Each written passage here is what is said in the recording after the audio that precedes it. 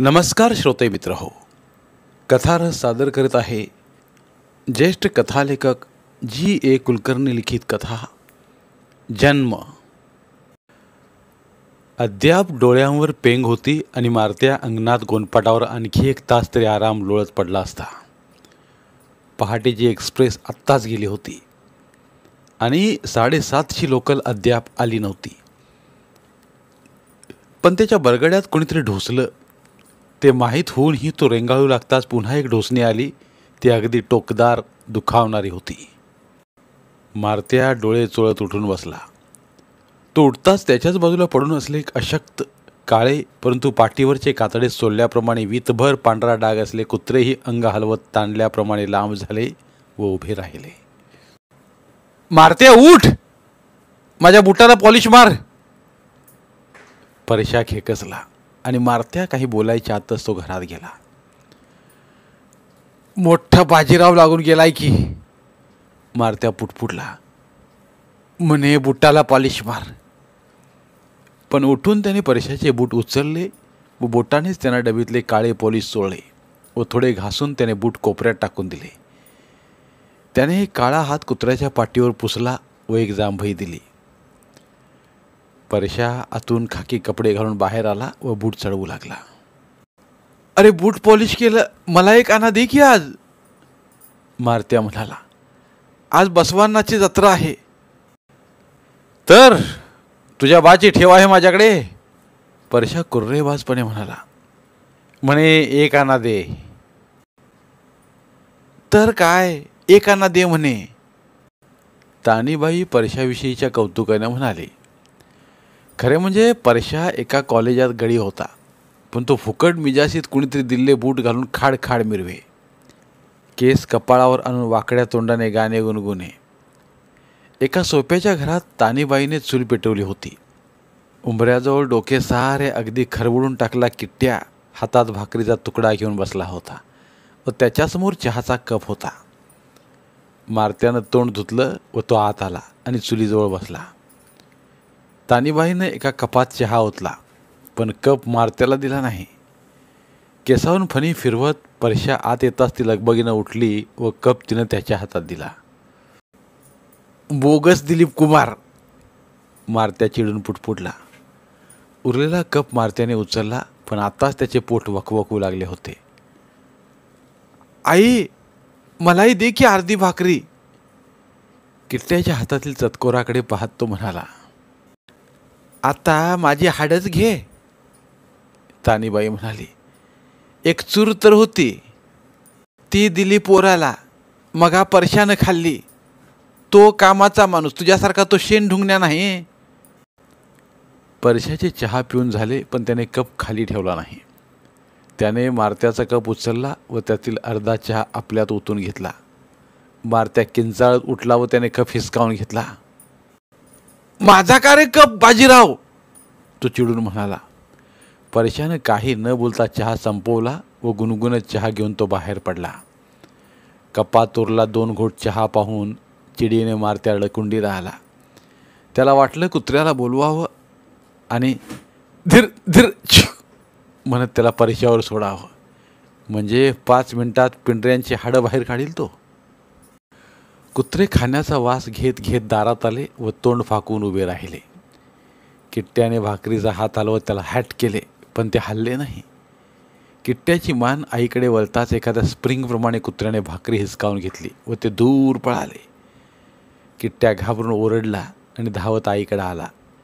त्या धांदलीत धक्का लागून मारत्याचा उरलेला चहाही सांडला। मड गेलं त्या कुत्र्याचं, देव त्यालाच कसा विसरलाय कुणास ठाऊक। हातात एक लाकूड घेऊन अंगणात येत तानीबाई म्हणाली। म्युन्सिपाल्टीतल्या गोळ्या खाऊन अड्ड्यातलं कुत्रं मेलं, याला कापले होत नाही कुणास ठाऊक। आधी एक चूर भाकरी आणि त्यात हे कुत्रं, भिकेत कावळा हागला तसली गत। बाबा आता कांबळ्याची वळकट घेऊन घरी आला होता। एक दिवसाआड तो देशपांड्याच्या घरी झोपायला जात असे। वळकट खाली फेकून केस फिसकारत तो अंगणात उभा राहिला। थांब, मीच 2-4 गोळ्या घेऊन त्याला घालतो आज। कुठलं भिकारडं कुत्रं आणलंय त्यानं कुणास ठाऊक। तो म्हणाला. चहा सांडल्यामुळं मारत्या चिडल्यासारखा झाला होता, पण झुरळाप्रमाणे तुरुतुरू आलेल्या किट्ट्याला पाहून तो लगेच अगदी झटके देत हसू लागला. हे माकडा, दात काढायला काय झालं तुला? तुझं कुत्रं इथं अंगणात आलं तर तुला देतो बघ डागणी तोंडावर. बाबा म्हणाला, शाळा नाही बिळा नाही, हे करीत बसलं इथंच. हो, आज शाळा नाही हे मारत्याच्या ध्यानातच नव्हतं, आणि ते आठवताच त्याला भुकेचाही तात्पुरता विसर पडला.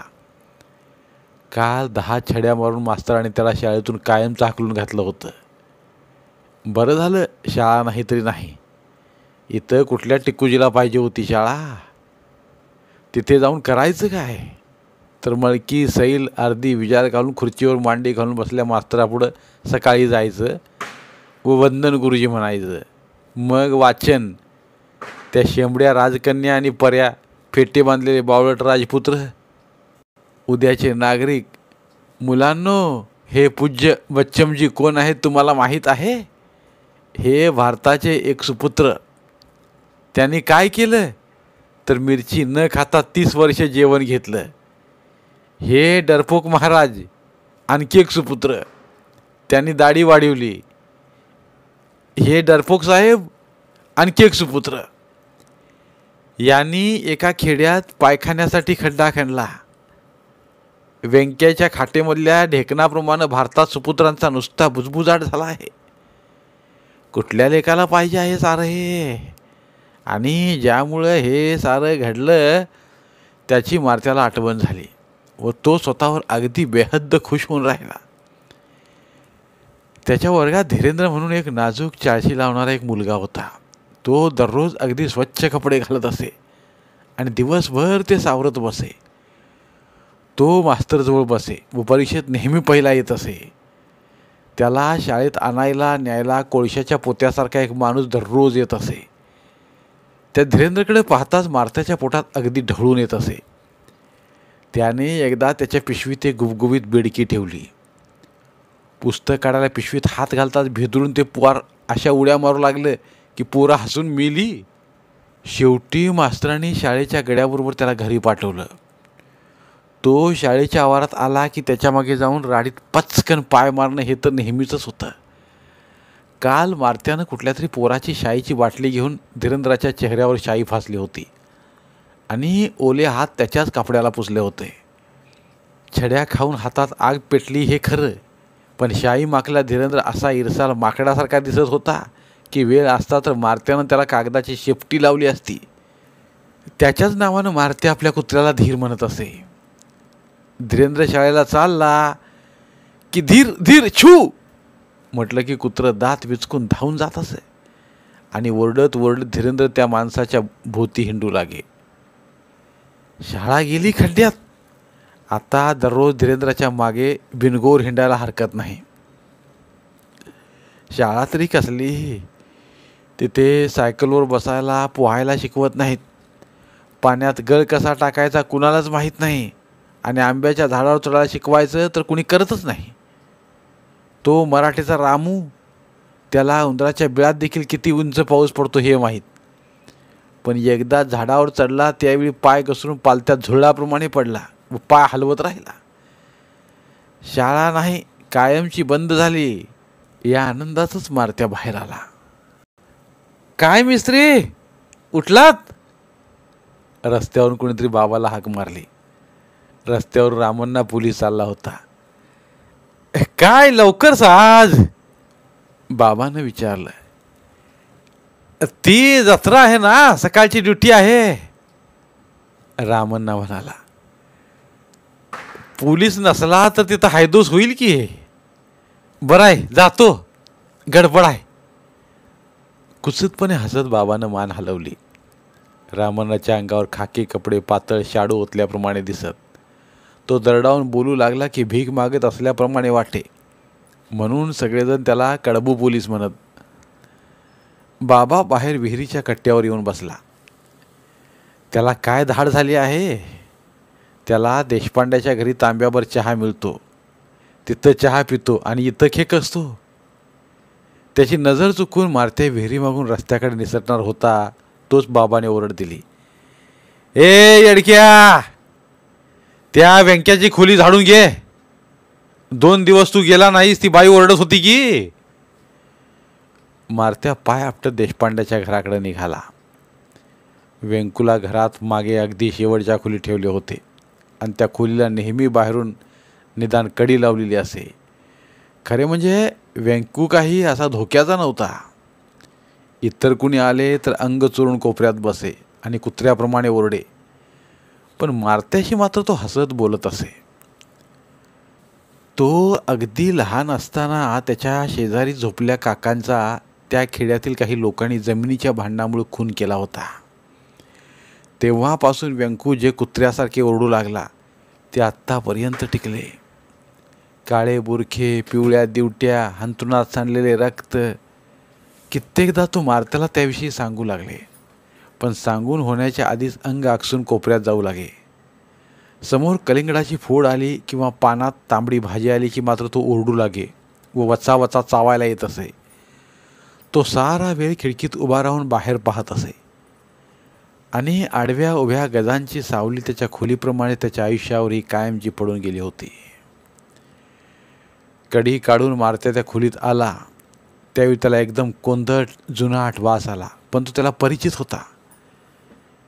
व्यंकूने एक वर्तमानपत्र फाडून त्याचे तुकडे खोलीभर केले होते आणि पुष्कळ साप डोक्यातून निघत असल्याप्रमाणे दिसणाऱ्या माणसाची एक वेडी वाकडी आकृती त्याने खाटेवर पसरवली होती. वरून 2-4 मळके कपडे कातड्यासारखे लोंबत होते. बाहेर पावलांचा आवाज झाला व मारत्याने हळूच दार उघडताच मोलकरणीने पोतेलेभर गरम चहा व खूप खोबरे घातल्या पोह्यांची ताटली त्याच्याकडे दिली व ती न बोलता निघून गेली. मोठी ऐटवाली बाई आहे ती. आपण अगदी नर्गिस असल्याप्रमाणे दिमाग खात चालते. खिडकीत व्यंकूचे खाणे ठेवताना पोह्यांचा रंग आणि त्यांना येणारा फोडणीचा खमंग वास पाहताच मारत्याच्या पोटाने कुत्र्याच्या पिल्लाप्रमाणे उडी मारली. त्याला वाटलं, जर आजही व्यंकूने काही न खाता ते आपल्याला सारे दिले तर काय गंमत होईल. व्यंकू, चहा घे आधी, कमरेवर हात ठेवून मारत्याने दरडावून सांगितले. जवळजवळ त्याच्या दुप्पट उंचीचा व्यंकू उभा राहिला आणि घाबरून त्याच्याकडे पाहू लागला. त्याच्यावर दररोज एकदा तरी तसे दरडावणे मारत्याला फार पसंत होते. निदान या ठिकाणी तरी त्याचे काहीतरी चालत होते. बाहेर जर कोणी मोलकरणी किंवा वहिनी असेल तर तिला ऐकायला जावे म्हणून मारत्याने मोठा आवाज काढला होता. पण व्यंकू घाबरून गप्पच उभा राहिला. हे पाहून त्याला फार बरे वाटले. नंतर त्याने झाडणी उचलली व ती व्यंकूला दिली. काय कचरा करून ठेवला आहे, कर सारं स्वच्छ, तो हलक्या आवाजात म्हणाला. तो देखील, खाटेवरच्या आकृतीकडे बोट दाखवत व्यंकूने विचारले. होय, तो काय तुझा काका आहे, मारत्या तिरस्काराने म्हणाला. व्यंकू चुळबुळ करू लागला. तो बिचकत म्हणाला, होय रे, तुला कसं समजलं, ते झोपले आहेत. मारत्याने चिडून तो कागद चुरगाळून कोपऱ्यात टाकला. मॅडच आहे म्हणे काका झोपलेत. आठव आता, काढ सारा केर, वेडावत तो म्हणाला. नंतर तो खाटेवर व्यवस्थित पसरला. व्यंकूने पाठ मोडून सारा केर गोळा केला व एका कागदावर घालून कोपऱ्यात ठेवला. झाडणी ठेवून हात झाडत त्याने मारत्याकडे कौतुकासाठी पाहिले. मारत्या दर खेपेला वाह, फर्स्ट क्लास असं म्हणत असे, पण तो आज गप्प राहिला.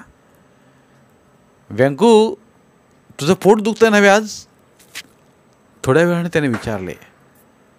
माझं, कपाळाला अट्या घालत व्यंकू विचार करू लागला. नाही बा, ते 4 दिवसांपूर्वी दुखत होतं, तो म्हणाला. अरे च्या, आत्ताच सांगितलंस की रे तुम्हाला, उठून बसत मारत्या म्हणाला. तू म्हणालास माझ्या पोटात असला गोळा उठलाय आणि पोट ट्र्याव ट्र्याव दुखतंय म्हणून. व्यंकू गोंधळला व डोके हलवू लागला, पण लगेच त्याचा चेहरा उजळला व त्याने अगदी लहान पोराप्रमाणे टाळी वाजवली. होय रे होय, माझं पोट दुखतंय बघ. मग पोट दुखतंय तर पोहे खाऊ नयेत, नाहीतर काय होतं माहीत आहे, माहीत आहे. डोक्यावर शिंगे येतात. डोक्यावर शिंगे या कल्पनेने व्यंकू हादरला व त्याने अंग चोरले. मग घेऊन जा हे सारं, मला नको बाबा. पण परत पाठवलं सर काय होईल माहीत आहे? आवाज घाबरा करून डोळे दटावत मारत्या म्हणाला. मग वहिनी छडी घेऊन येईल. असं म्हणून व्यंकूवर काय परिणाम होतो ते पाहू लागला. वहिनीचं नाव ऐकताच व्यंकू गुडघे मोडल्याप्रमाणे एकदम जमिनीवर बसला आणि आत्ताच तोंडावर वेताचे प्रहार होत असल्याप्रमाणे डोळ्यांसमोरून हात धरून तो मारत्याकडे पाहू लागला. मॅडच आहे. अरे मी मारत नाही, वहिनी मारेल. मारत्या अधीरपणे म्हणाला. मारत्या, तू माझा दोस्त आहेस की नाहीस? काकुलतेने व्यंकू म्हणाला. तू ते पोहे खाऊन टाक, मी तुझ्या पाया पडतो, तुला पैसे देतो बघ, सगळं खाऊन टाक. बरेच आडेवेडे घेत मारत्याने चहा पोहे संपवले. घाल चुलीत तुझा चहा आता. तो तानीबाईला उद्देशून पुटपुटला. सारे काही विसरून व्यंकू पुन्हा हसत उभा राहिला. तू माझा दोस्त आहेस, मी तुला गंमत दाखवतो, तो म्हणाला व मारत्याला बोटाने खून करून अगदी कोपऱ्यात बोलावले. मारत्या उत्सुकतेने तिकडे गेला. व्यंकूने आजूबाजूला पाहिले आणि सदऱ्याच्या खिशातून 8 आण्यांचे नाणे काढले आणि मारत्याला दाखवून पटकन खिशात घातले. दादानं वहिनीला नकळत दिलेत मला, गुपित सांगण्याच्या आवाजाने व्यंकू हळूच कुजबुजला. एकदम 8 आणे पाहताच मारत्या हबकलाच. दुपारची सारी जत्रा आत्ताच त्याच्या डोळ्यात रंगीत पाळण्याप्रमाणे फिरली. तो त्यात गिरगिरला व हळूच एका 8 आण्याच्या वर्तुळावर उतरला. काय करणार तू त्याचं? त्याने हलक्या आवाजात विचारले. सांगू सांगू सांगतो, तू माझा दोस्त आहेस. एकदम उतू जाणाऱ्या उत्साहाने व्यंकू म्हणाला. मी हातावर बांधायचं घड्याळ घेणार आहे. पण घड्याळ घेऊन काय करणार तू? किती वाजले ते पाहणार, व्यंकू ऐटीत म्हणाला. अरे पण तसल्या घड्याळात काटे फिरत नाहीत. वरची किल्ली फिरवली की फिरतात, मला सारं माहीत आहे. 11 वाजले की 11वर काटा ठेवायचा, 12 वाजले की 12वर. पण 11 वाजले हे तरी कसं समजणार तुला? व्यंकूने मारत्याला वेड लागले अशा दृष्टीने पाहिले. मारत्या, तू दोस्त आहेस पण मॅड आहेस बघ. अरे त्या घड्याळात बघितलं की किती वाजले समजतेस की. हसून हसून मारत्या खाटेवर गडबडाला लोळला. नंतर तो म्हणाला. आज जत्रेत खूप घड्याळ येणार आहेत, निळी, हिरवी, काळी. व्यंकू सलगीने एकदम त्याच्याजवळ बसला आणि पुन्हा आजीजीने म्हणाला. मग मला एक घेऊन ये की, काळ्या पट्ट्याचं हिरवं. पण मारत्याला फार कामे होती. तो काय व्यंकूसाठी घड्याळ शोधत हिंडत बसेल? व्यंकू तरी मॅडच आहे आणि घड्याळ तरी 1-2 आणायला येणार. मग हे सारे 8 आणे घे, व्यंकू उतावीळपणे म्हणाला. पण काळ्या पट्ट्याचं? अत्यंत नाखुशीने मारत्याने नाणे घेतले आणि खिशात टाकले. व्यंकू बेहद्द खुश झाला आणि त्याने मारत्याच्या खांद्यावर हात ठेवला. संध्याकाळी आणून दे हं घड्याळ. मारत्या, तू अगदी फर्स्ट क्लास दोस्त आहेस बघ. बाहेर कोणाची पावले ऐकू आली. 3-4 ठिकाणी उगाच झाडणे आपटली आणि कपबशी ताटली घेऊन तो बाहेर आला. बाहेर वहिनी आली होती. खाल्लं का रे त्या मढ्यानं, तिनं विचारलं. व्यंकूचा जीव अगदी गोळा झाला आणि कानात आला. पण मारत्याने होय म्हणताच तो सैल झाला आणि वहिनीला दिसू नये म्हणून अगदी दाराआड उभा राहिला. पण तो हळूच मनगटाकडे पाहत होता. त्यावेळी काळ्या पट्ट्याच्या घड्याळात काटेसारखे धावत होते. ते एकत्र आले की मारामारी होणार म्हणून तो मुठ्ठी घट्ट आवळत होता. मग वहिनीने बाहेरून कडी लावून घेतली हे त्याच्या ध्यानातही आलं नाही. खिशात 8 आणे पडताच मारत्या अगदी फुग्याप्रमाणे फुगला. तो घरी आला त्यावेळी तानीबाई धुणे धुवायला डोनीवर गेली होती आणि किट्ट्या विहिरीच्या कट्ट्यावर मातीचा ढिगारा करत होता. मारत्याने आपली एकुलती नवी चड्डी काढली, पण अंगात होता त्याखेरीज त्याला सदरा नव्हता. तो त्याने आत खुपसला. नंतर असल्या दिवसाकाठी ठेवला नवा कातडी पट्टा कमरेला बांधला. हा पट्टा व्यंकूसाठी दादाने मुद्दाम आणला होता, पण तो त्याला फार घाबरू लागला म्हणून तो मारत्याला मिळाला. एका लाल भडक फडक्याच्या टोकात मारत्याने नाणे बांधले व शीळ वाजवत तो बाहेर पडला. जेवण गेले खड्ड्यात. 8 आण्यात 4 डबल रोट भाजी मिळते. आता आईसमोरून गेलो तर ती 4 घागरी पाण्यासाठी अडकवणार हे त्याच्या ध्यानात आलं, म्हणून तो मागच्या अंगाने येऊन पडक्या भिंतीवरून उडी मारून बाहेर आला. पण त्याच्या मागोमाग आलेल्या धीरनेही तशीच बाहेर उडी मारली. मारत्याने चिडून त्याला एक लात मारली आणि तो आत आला. त्याने आजूबाजूला नजर टाकली. कपडे वाळत घालण्यासाठी बांधलेली एक दोरी तुटून जमिनीवर लोंबत होती. मारत्यानं एक हिसका देऊन ती तोडली. ती त्यानं धीरच्या गळ्यात बांधली व दुसरे टोक झाडाला बांधून टाकले. गप्प बस इथं मी येईपर्यंत, नाहीतर फुकट मरशील अड्ड्यातल्या कुत्र्याप्रमाणे. मी येताना तुला रिबन आणतो फर्स्ट क्लास, तो म्हणाला. कधी नाही ते आज गळ्याभोवती दोरी बसल्याने धीर अस्वस्थ होऊन ओरडू लागला आणि दोरी हिसकू लागला. पण मारत्याने उडी मारली व तो शील वाजवत बसवांनाच्या देवळाकडे चालू लागला. जत्रा तमाम भरली होती आणि माणसांच्या गर्दीत देवळाचे शिखर वरच्यावर तरंगत असल्याप्रमाणे दिसत होते. एकदम शब्दांच्या धुळ्यात सापडल्याप्रमाणे मारत्याचे कान आवाजानं कोंदले. आंबील गाड्यांपुढे टकाक गिगिंग हलगी वाजत होती आणि गुलालानं माणसं न्हाली होती. मारत्या गर्दीत घुसला आणि तिच्यात बुडून गेला. काय घ्यावं काय करावं असं होऊन मारत्या भांबावून गेला. त्यानं सारं काही एकदा पाहून घेण्यासाठी एका टोकापासून दुसऱ्या टोकापर्यंत फेरी मारली. दिसायला फार बुळबुळीत पण स्वच्छ चौकोनी गोड पिठाच्या वड्या, लाल पाण्याच्या बाटल्या, फोडणी देऊन हळदीत मळवलेल्या चुरमुऱ्याचे भडंग, गरगर फिरणारे लाकडे हत्ती, घोडे, मुंबईची राणी, मद्रासचा राजा दाखवणारा सिनेमा, दोरा लावून फेकून खेळायची गाडीच्या चाकाएवढी चक्रे आणि पायऱ्या पायऱ्या असले टोमॅटोसारखे लाल भडक भोरे. व्यंकूच्या घड्याळाची किंमत 1 आना होती, म्हणजे साले 7 आणे सरळ खिशात. मारत्या एकदम स्वतःवर खुश झाला.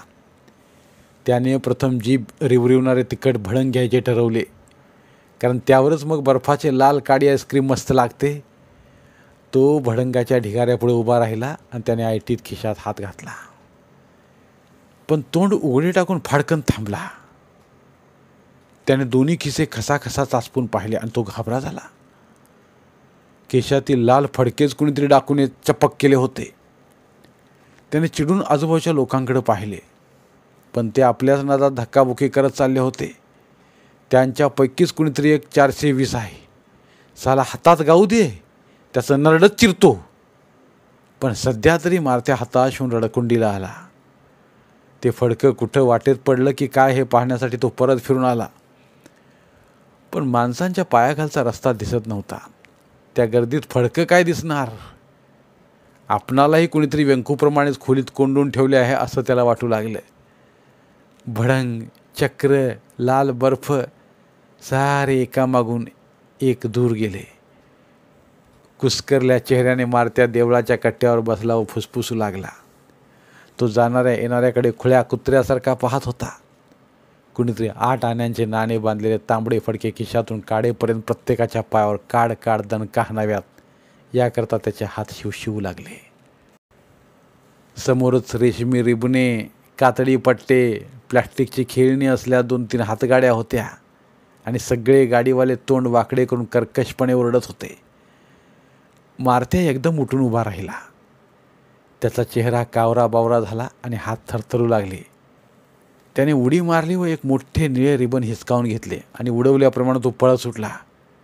गाडीवाल्याने गाडी तशीच सोडली. पकडा, अरे पकडा पकडा साल्याला, म्हणून तो लोकांच्या पोटात कोपर मारत धावला. मारत्या पळाला, पण सगळीकडे माणसांची पोटे मांड्या यांच्या भिंतीवर तो आपटू लागला.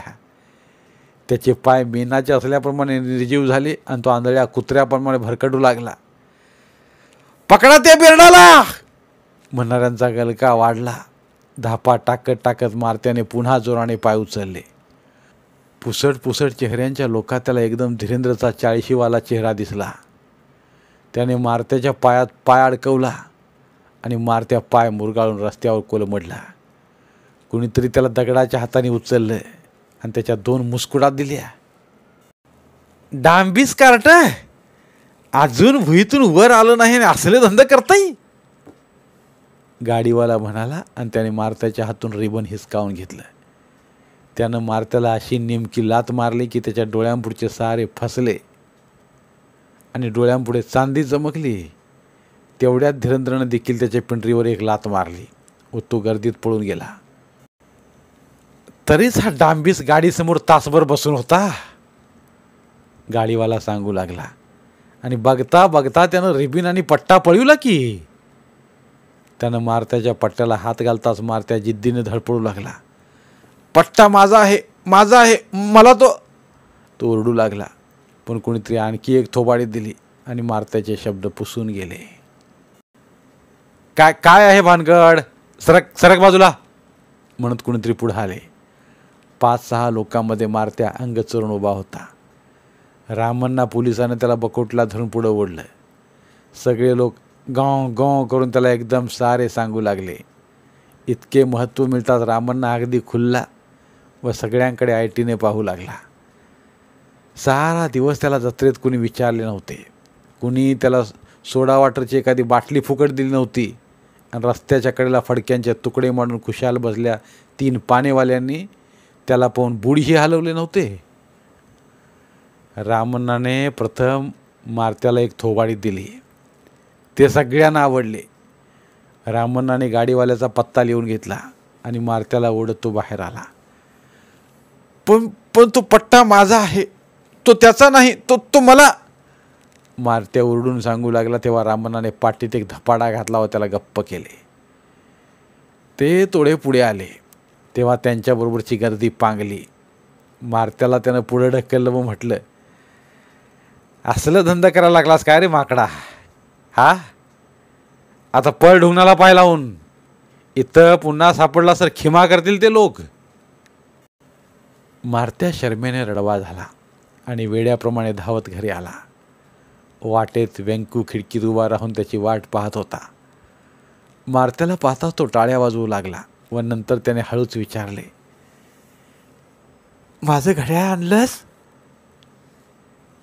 जा रे मॅड, तू मर आणि खड्ड्यात जा, मारत्या चिडून म्हणाला आणि विहिरीच्या कट्ट्यावर पडून तोंड खाली करून तो रडू लागला. हातात एक भिजलेला बटाटा घेऊन किट्ट्या तिथे आला आणि ओरडला, मारत्या, तुझा धीर तिथं मरून पडलाय बघ, बाबानं त्याला गोळ्या खायला दिल्या.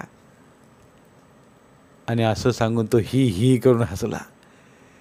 त्याचे डोके शेण गोळ्यासारखे दिसत होते आणि हसताना त्याचे डोळे डुकराप्रमाणे लहान होत. मारत्याला त्याचा एकदम राग आला आणि त्यानं बोटं चांगली रुंद पसरून त्याच्या पाठीत असा रपाटा घातला की हसणं संपायच्या आतच त्याचं रडणं सुरू झालं व पाठ चोळत तो आईकडे गेला. मारत्या धावत झाडाकडे गेला, पण धीरला बांधलेली दोरी तुटली होती. धीर बाजूलाच रस्त्यावर पडला होता आणि त्याच्या शेजारी अर्धवट खाल्लेला पिठाचा गोळा होता. धीर निपचित होता, पण त्याचं पाय स्वतंत्र झाल्याप्रमाणे झटक्यानं हालत होते. त्याचे डोळे काचेच्या गोट्या झाले असून तोंड सैल पडले होते. अड्ड्यातील कुत्र्याने त्याच्या पायाला एकदा चावा घेतला होता. त्या ठिकाणी माश्या बसू लागताच मारत्याने पाय झाडून त्याला उठवलं, पण त्या पुन्हा आल्या. त्यांची संख्या वाढून घोळका एवढा मोठा झाला की तो पाय काळसर घुई करत हलणाऱ्या लाकडाच्या सालीप्रमाणे दिसू लागला. शेवटी पायही ताटून गप्प होताच मारत्याच्या पोटात खळगा पडला व आता काय करावं हे त्याला समजेना. सारे सगळे कुणापुढे तरी सांगून टाकावे असे त्याला फार वाटू लागले, पण व्यंकूखेरीज कोणीच त्याला आठवना आणि व्यंकू तर साप मॅडच. मारत्या थोडा वेळ तसाच घुटमळला व परत विहिरीच्या कट्ट्यावर येऊन बसला. आता संध्याकाळ होऊ लागली आणि धीर मळक्या कपड्याच्या तुकड्यासारखा दिसू लागला. इतक्यात मारत्याची नजर समोर भिंतीला टिकून ठेवल्या कुदळीकडे गेली. ती त्यानं उचलली व तो पडक्या भिंतीजवळ आला. साधारण मऊ जमीन शोधण्यासाठी त्यानं धबधब पावलं आपटून पाहिलं. तो एका ठिकाणी फसदिशी त्याचा पाय आतच गेला. तिथं आधीच एक खळगा होता. तिथं त्यानं खणायला सुरुवात केली, पण 15 मिनिटात तो दमून गेला. पाठ आता मोडती की काय अशी दुखू लागली.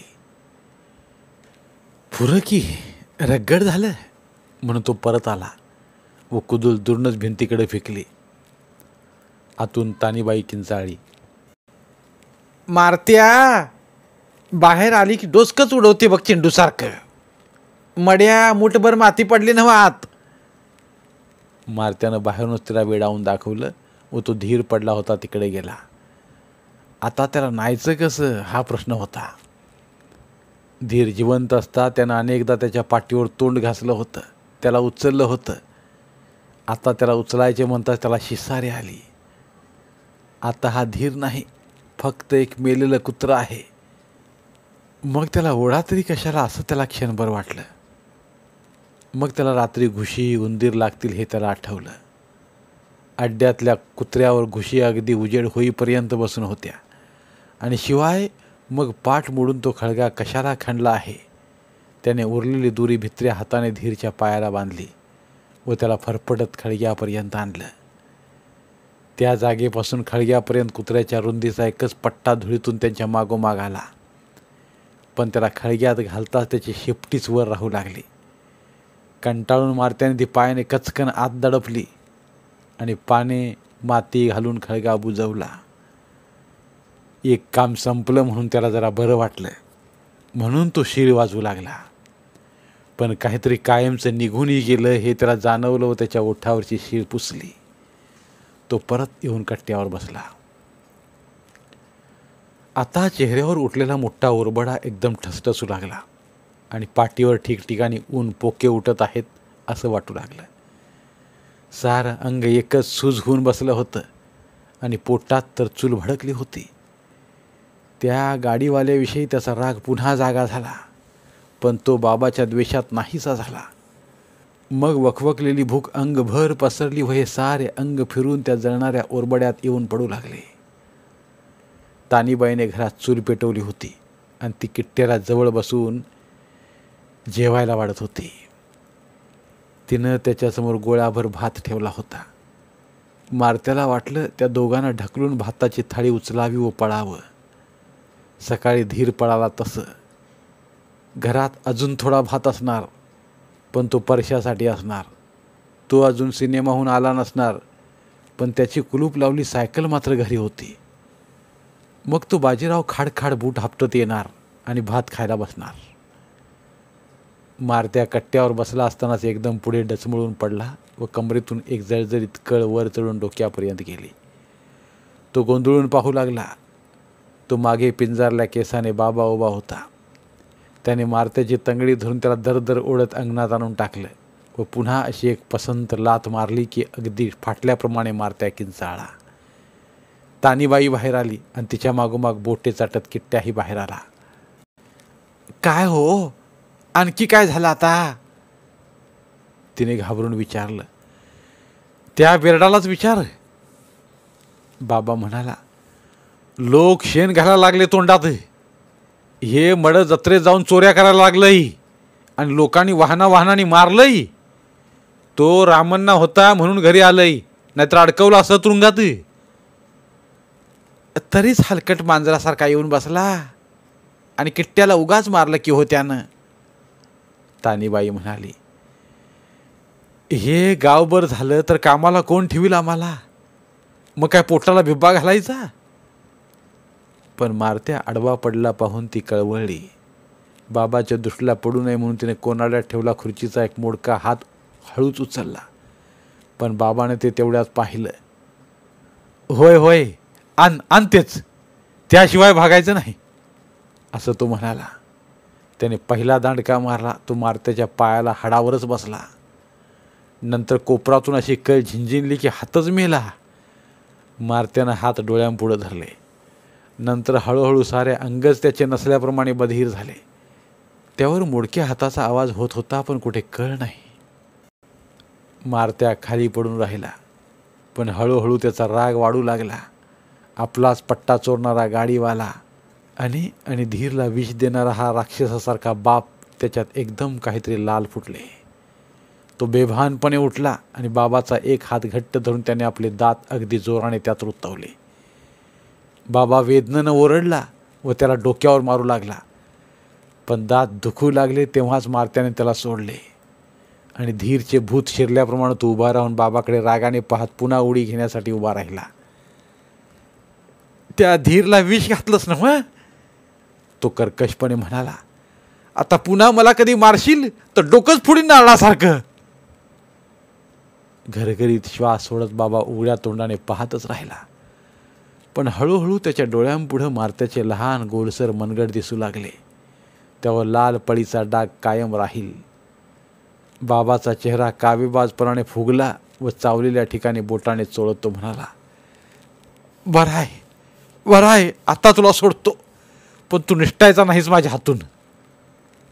बाबा आत आला व त्याने भिंतीवरून एक जाड पळी घेऊन तानीबाई पुढे टाकली. उद्या सकाळीच तापत घालती, त्याला जन्मभर आठवण राहिली पाहिजे, तो म्हणाला. तानीबाईने घाबरून गप्प दिशी तोंडावर हात ठेवला, पण ती काही बोललीच नाही. तिने एक भाकरी त्याच्या पुढे आदळली. ती त्यानं उकिडवे बसून वचा वचा खाल्ली व तांब्यानेच पाणी पिऊन तो बाहेर आला.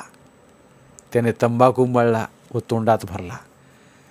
तंबाखूचा रस पडू नये म्हणून खालचा जबडा पुढे ढकलत तो म्हणाला. त्या चोराला शेण देखील देऊ नकोस खायला, माजलाय हरामखोर. रामण्णानं त्याला तुरुंगातच अडकवायला पाहिजे होतं. एक कटकट तर गेली असती. नाहीतर थांब, उद्या त्याला सुद्धा गोळ्या चारवतो त्याच्या कुत्र्याप्रमाणे. हाय काय खायला घरी आता? तानीबाई हात हिडकारत म्हणाली. मीच तांब्यावर पाणी डोसून आडवी होणार आहे. ते ऐकल्यावर मारत्याची भूक केस पिंजारून वर आली व तो खडबडला. भात नाही तर भाकरी तरी, पण तीही नाही म्हणताच तो संतापला. ठिकठिकाणी अंगावर निखारे बांधल्याप्रमाणे होणारी वेदना तो विसरला आणि सारे अंग एक मोठी भुकेली जीभ करून तो पडून राहिला. रात्र वाढली तशी कट्ट्याची फरशी गार होऊ लागली आणि अंगणातल्या झाडामुळं थंडी चावू लागली. मारत्या उठला व शेजारच्यांचा गोटा होता तिथं जाऊन पडला. गोट्यात शेण गवताचा कुंद वास होता, पण जमीन कोरडी होती आणि तिथल्या गड्याचे गोंडपाट अंतरले होते. गाईच्या पुढे पातेल्यात पाण्यात भिजत टाकले भाकरीचे तुकडे होते. तिकडे आपले बिलकुल लक्ष नाही अशा तऱ्हेनं तो थोडा वेळ पडून राहिला. नंतर त्याने हात लांब करून पातेलं जवळ ओढलं व तो घट्ट आहे की मऊ आहे हे पाहण्यासाठी त्याने एक तुकडा तोंडात घालून पाहिला. त्याला त्यातले काही खायचे नव्हते. छट, गाई पुढचं कोण खातं का दी? तुकडा मऊ झाला होता, पण अद्याप पानचट झाला नव्हता. नंतर त्याला वाटलं सारे साले झक मारले, इथं कोण बॅलिस्टर आलाय पाहायला. त्यानं 2 मोठे तुकडे बेधडक उचलले व ते तो मोठ्या समाधानानं चगळू लागला. गाईचं रवंथ शांतपणे चालू होतं. मारत्याचं अंग दमून पेंगू लागलं होतं. मध्येच दूर धाड धाड गाडी आली व थांबली. नंतर तिला कोणी टोकदार टोचल्याप्रमाणे ती किंचाळी व पुन्हा धाडधाड निघून गेली. मारत्याचे डोळे अर्धवट उघडले. आणखी थोड्या वेळाने रात्रीची एक्सप्रेस ती इकडून तिकडे जाणार. बेळगाव, पुणे, मुंबई. मारत्या उठून बसला व त्याचे डोके हलके हलके झाले. स्टेशनचे खांब 2-4 ठिकाणी मोडून पडले होते. तिथून आत शिरले की साहेबाला चुकवून गाडीत चढता येत होतं. पुष्कळशी पोरं तसं जाऊन पुढच्या स्टेशनाच्या गावात सिनेमे बघून येत. तसे जावे निघून. हे नको आता. उद्या सगळेजण चोर म्हणतील आणि चोरी झाली माझी, घरी खायला नाही आणि बाबा विष घालेल ही. मग धीरप्रमाणे अंगावर माशा बसतील. त्याच्या डोळ्यावरची झोप उडाली व थंडीत थरथर तो मांजराच्या पावलाने घरी आला. परश्या अजून परतला नव्हता. बाबा अंगणातच झोपला होता आणि अगदी निश्चिंत घोरत होता. किट्ट्या आई आत झोपली आणि चुलीवरच्या कोनाड्यात बारीक केलेला कंदील होता. मारत्या हळूच आत आला व पाऊल न वाजवता चुलीकडे वळला. त्याने चुलीवरचे पातेले उघडून पाहिले. त्यात बचकाभर भात होता. तो त्यानं मुठीनं तोंडात भरला व मचमच न करता सावकाश गिळला आणि हात चड्डीला पुसून टाकला. बाबाचा सदरा तिथेच खुंटीला लावून लोंबकळत होता. त्यात त्याने निशंक हात घातला. त्यात 1 रुपयाची चिल्लर होती. ती त्यानं खिशात घातली. किट्ट्याच्या तुळतुळीत डोक्याकडे पाहताच त्यावर एक लाकूड धानदिशी घालावे असे त्याला वाटले. मग हा केत्ते बजेत चंबडेपोर. आई बाजूला असली की प्रत्येक गोष्टीत तंगडी वर करते, पण ते उगाच बोंबलत उठल म्हणून त्यानं तो विचार सोडला. त्यानं अंगणात बाबाकडे निरकून पाहिलं. वेडेवाकडे दात उघडे टाकून तो झोपला होता, पण त्याची छाती उघडी पडली होती व तिचे हाडं स्पष्ट मोजता येत होती. वरून कोणीतरी मारत असल्याप्रमाणे तो अंग आकडून पडला होता. त्याच्या हातात दात रोवताच तो कसा नाचला हे मारत्याला आठवले व तो हसलाच. हीच गोष्ट आपल्या ध्यानात आधी कशी आली नाही याचं त्याला आश्चर्य वाटलं. त्यानं धीरला विष घातलं, पण धीरनं जितक्या जोरात चावा घेतला असता तितक्याच जोरात मारत्याही चावला होता.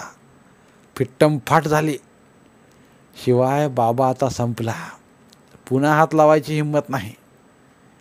पण त्यानं बाबाची तंबाखूची मोठी पिशवी उचलली आणि तिला गाठ मारून विहिरीत फेकून दिली. थोड्या वेळानं डुब आवाज आला व संपला. वळताना मारत्याचा पाय मोडक्या हातावर पडला व तो सायकलीवर आदळला. या धडधडाटाने कुणी जागे होती की काय भीतीने त्याचा जीव चिमणी एवढा झाला व तो अंग चुरून उभा राहिला. त्याने तो मोडका हात उचलला व त्याला जरा धीट वाटलं. दुसऱ्यावर खेकसण्यासाठी बाबा नेहमी तो हात उचलत असे हे त्याच्या ध्यानात आलं. पण सायकलीच्या एका टोकाने पायावर ओरखडा उठला हे तो विसरला नाही.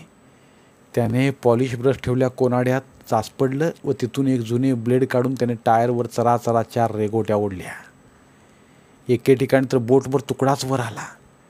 उद्या ही सायकल पाहिल्यावर मोगली आजम फरशा कसा चड्डीत झुरळ शिरल्याप्रमाणे नाचूला गेल्याची कल्पना येताच मारत्याला हसू आवरेना व तो बाहेर पडला. समोरच्या लाकूड अड्ड्यात असार काही शांत होतं, कारण खुट्ट झालं तर ओरडणारे पांढरे लहान घोड्यावडे कुत्रे काल मेले होते. मारत्याला वाटले काय गंमत आहे. कालपर्यंत दोन्ही कुत्री एकमेकांची जीव तोडून भांडत होती आणि आज दोन्ही तंगड्या पसरून मरून गेली. अड्ड्यामधल्या घरात खिडकीत बारीक दिवा होता.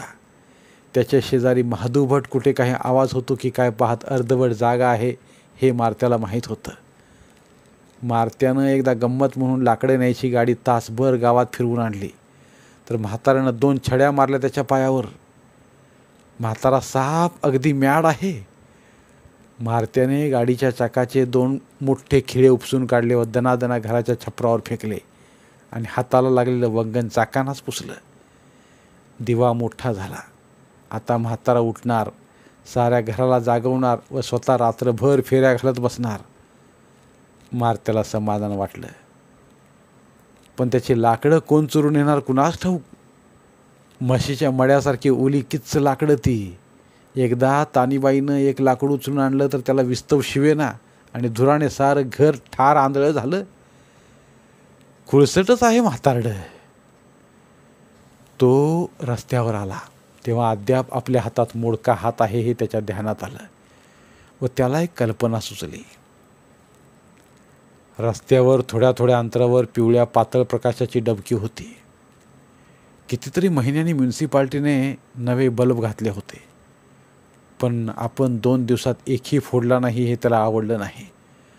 नातूचा गलोला असता तर 10 खड्यात खाड खाड 7 दिवे त्याने फोडले असते. पण तो निराश झाला नाही. त्याने हातातले दांडके बोटावर तोलून पाहिले. नंतर हवेत 2दा हात गिरकावून त्याने ते दिव्याच्या दिशेने वर फेकले. ते दिव्यांच्या वर गेले म्हणताच हात चाल कंडम म्हणून त्याने नाक मुरडलं. पण ते वर जाण्याचे थांबले व तिरपे होऊन खाली येताना खाडदिशी दिव्यावर आदळले.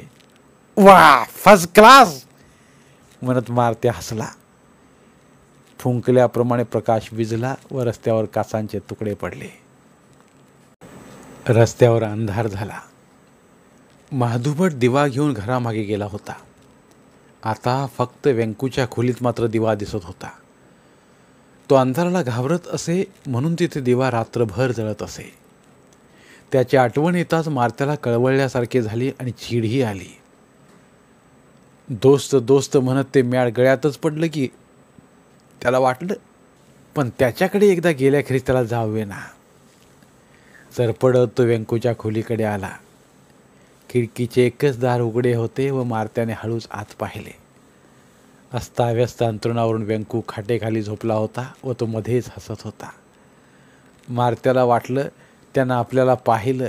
तो चटकन बाजूला झाला, नाहीतर अंधारात काहीतरी हलते म्हणून तो ओरडायचा. याच मॅडमुळे सारे झाले. नको त्याचा पैसा, घेऊ दे आणखी कोणाकडून तरी घड्याळ आणून. मारत्याला वाटलं व त्याने चिल्लरीतून 8 आण्याचे 1 नाणे काढले. पण ते त्याच्या हातून सुटेना. प्राणाचा तुकडा जात असल्याप्रमाणे तो कासावीस होऊ लागला. या 8 आण्यात काय काय खाता येईल हे माहीत आहे? कशाला द्या ते नाणे, आणि ते मॅड ते घेऊन तरी काय करणार आहे? निदान आपल्याला उपयोगी तरी होईल. पण ते त्याला खिशात परत ठेववे ना आणि ते हातून निसटे ना. शेवटी मॅड मरजा एकदा, घे मड्यावर घालून म्हणून चिडून पुटपुटत त्याने ते नाणे हळूच आत टाकले. ते घनगत पुढे गेले आणि जमिनीला निर्जीव डोळा फुटावा त्याप्रमाणे दिव्याखाली स्थिर झाले.